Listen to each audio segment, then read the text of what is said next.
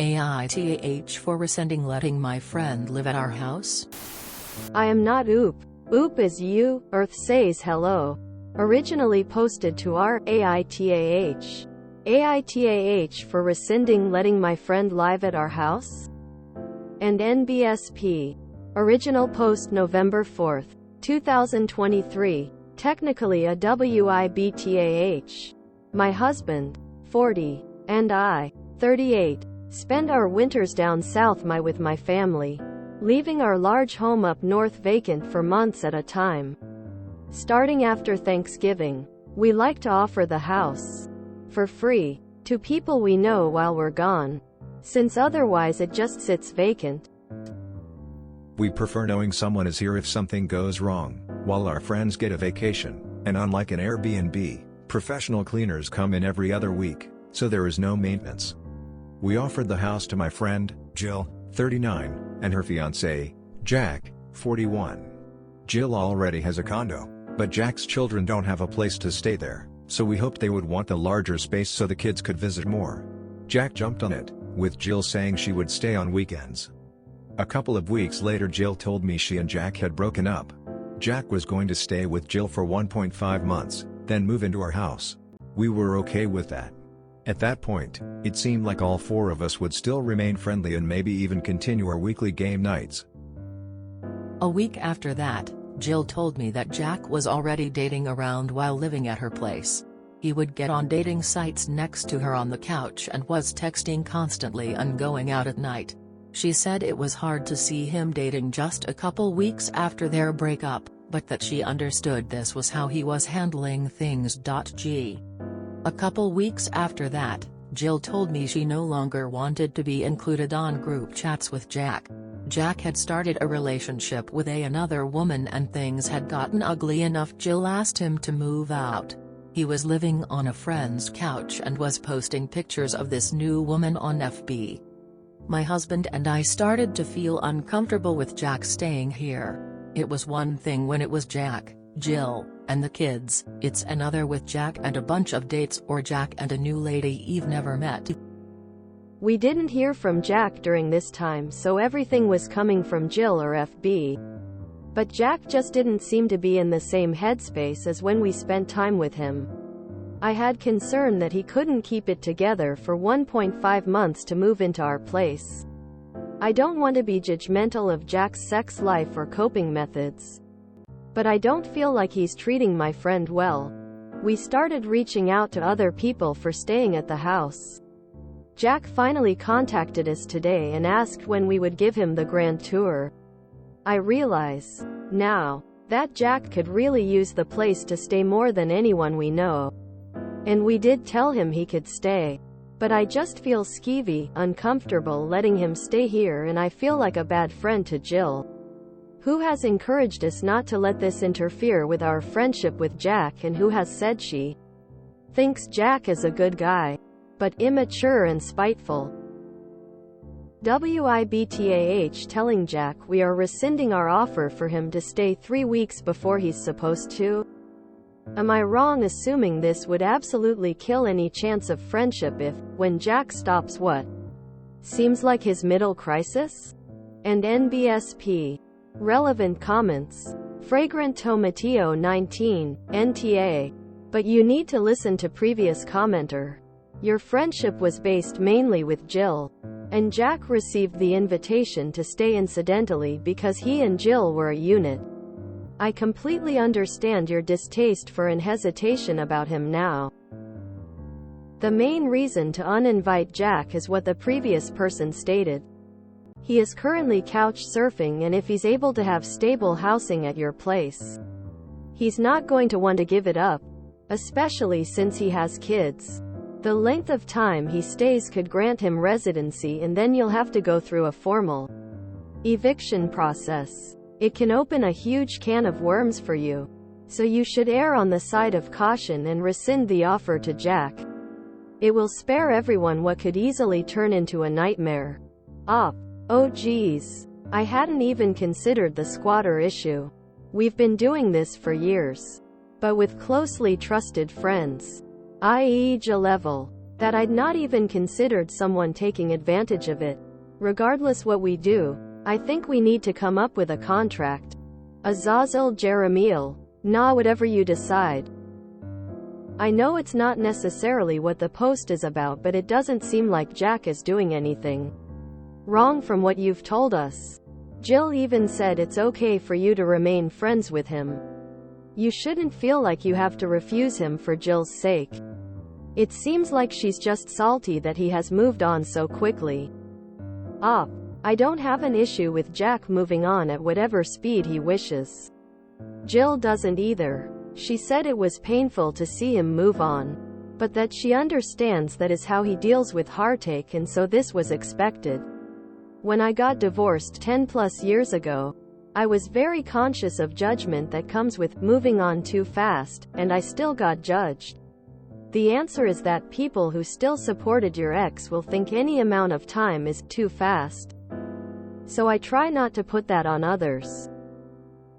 The issue comes in that Jill not only offered to let him stay after their breakup long enough to get a new place, but helped to facilitate him getting 4 months of a place to live for free, i.e. vouching that he would be fine there on his own, without her. And his response has been to very openly start dating other people, to the point of showing pictures of the women to Jill and telling her how young they are.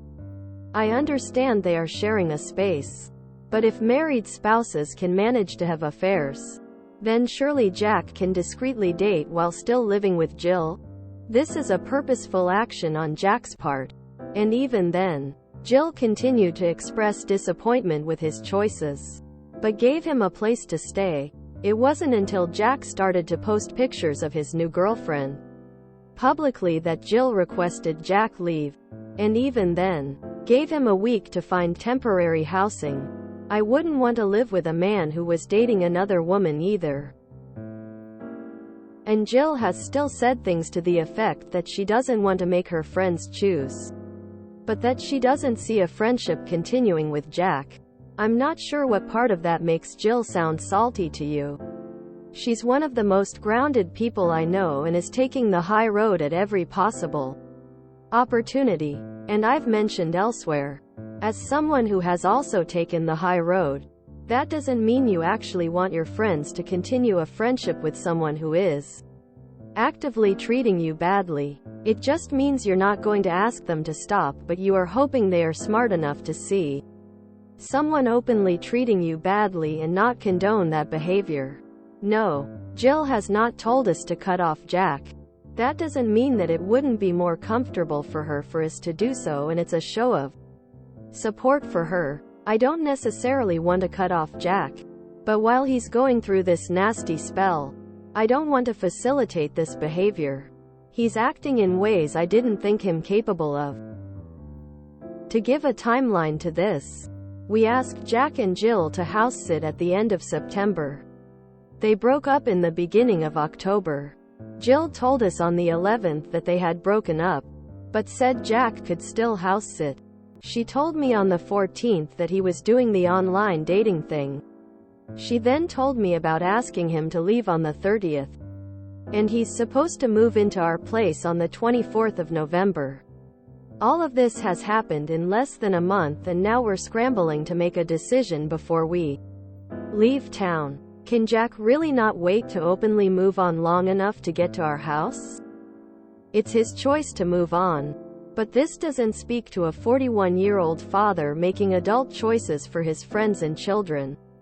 It's college-age behavior, and our house is not a bachelor pad. He'll be sleeping in our bed. For Pete's sake. And NBSP. Update November 6, 2023. First, I called Jill to have a talk with her. I told her I respected her taking the high road, but if she needed my support, we were in her corner. She updated me that Jack says he met this new woman 2 days after Jack and Jill split up. I'm not sure I believe that. He started taking her out several times a week, then describing the dates to Jill. He would show Jill pictures of her, telling Jill that he was impressed he got a woman under 30. He told her he didn't mean for it to happen so quickly. but that he's madly in love with her and that she is the one. That was the point Jill told him to move out. She said she didn't think Jack would respect a no strangers rule if we had him stay in our house, but that she wouldn't see us having him house sit as us taking sides. It was a good talk. Next, I had a long, thorough talk with my husband about both our future relationship with Jack and our needs in a house sitter. He said that Jack reminded of my husband when he was in his 20s and that he would never let a 20-year-old me live at my house. He said he felt more comfortable just setting up blink cameras, which was the opposite goal of having a house sitter. So my husband wrote a long, polite text to Jack, saying he wished Jack and his new relationship the best, but we don't feel comfortable with a stranger at our house, and that we felt like stepping back was the best idea during this breakup. Jack responded, "I understand. Thanks for the heads up." So in the end, a lot of time and energy put into a tough decision with the most blasé response ever, which is probably the best result possible. Thanks all of you for the advice. And NBSP. This is a repost sub IAM not oop. A surprisingly mature response from Jack, given his other behavior. There was so much buildup and stressful ruminating from oop. But then the whole thing just ended so abruptly and easily. Like if a rug was ripped out from under you. But you didn't even flinch. I am glad it ultimately worked out without any major issues. But I gotta admit, I'm here for the drama. Maybe this is just me. And this is coming from someone trying to deal with their own people-pleaser tendencies. But this felt like a lot of really obvious decisions, by all parties, being debated and padded out as if it was one person's master thesis. Down to why were you all still using the group chat post-breakup anyways? I am glad it was resolved so easily. Surely Jack can move in with his newly found love of his life, no? When someone in their 40s brags about how young their new so is. Criminal offensive side eye. I'm not Jill. I would not give him a week to find other housing. I don't think I could bring myself to cohabitate while he was finding other girls.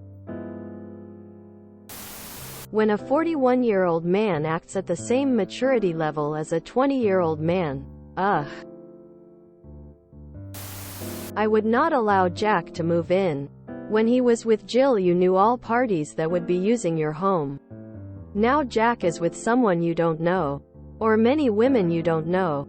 What recourse would you have if things disappear or are broken? How can you be a good guy and immature and spiteful? Weird responses to this one. Of course it's not unreasonable for Oop to ask for an opinion from outside parties. She can't see the future. She doesn't know if Jack will be a good guest or overstay. Or if he will respond well to saying no since he's acting out of character already. The fact he did makes him more appealing as a guest. Ironically, I enjoyed this. Jill tried to be chill. Jack was not chill. This isn't someone dating super fast on the down low. He's actively bragging to his ex of 2 days. That's not going to go down well with anyone. So she kicked him out. Jack was only their friend via Jill and was blowing up his relationship with her. Wasn't in communication with Oop. And generally wasn't acting like someone Oop could trust to behave reasonably. She sensibly retracted the invitation. He sensibly understood. Sad to lose the friendship. But that's life. It's boring only reading explosions. Wow. That Azazel commenter left like 6+ comments calling Jill salty and saying, she's just being petty. About Jack moving on too quickly, like bro. Are you okay?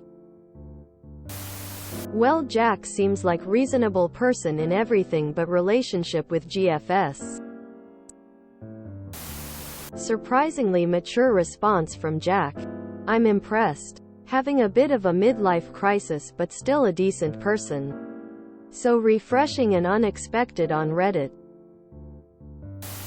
Communication for the win. I know all people deal with things differently and I try not to judge. But I can't imagine being this uptight and anxious about what seems like a pretty simple social situation. Just imagine from the way Op told the story all of the exhaustive conversations about this. And how long and formal the husband's text to Jack must have been. Exhausting. After they split, I would just text Jack and say something like, "Things are kind of up in the air right now considering everything that's going on. The house sitting arrangement is paused at this point while we figure out what to do," and maybe a little follow-up about how there's no hard feelings or whatever. Why would they let this fester for so long? It's their house, and a little informal promise of a favor. Not a lease or something. Hard disagree with the person that said nah. It stopped being nah when Jack was straight up bragging to his ex of less than a month about his hot young girlfriend in an obvious attempt to upset Jill and make her jealous. There is no realm in which Jack isn't an asshole. Oh, that was anticlimactic. Rich people problems. Genuinely laughed at that ending. If you enjoyed this video, please check out our playlists full of similar content. AITAH is like doom scrolling for your ears. Please like, share, and subscribe.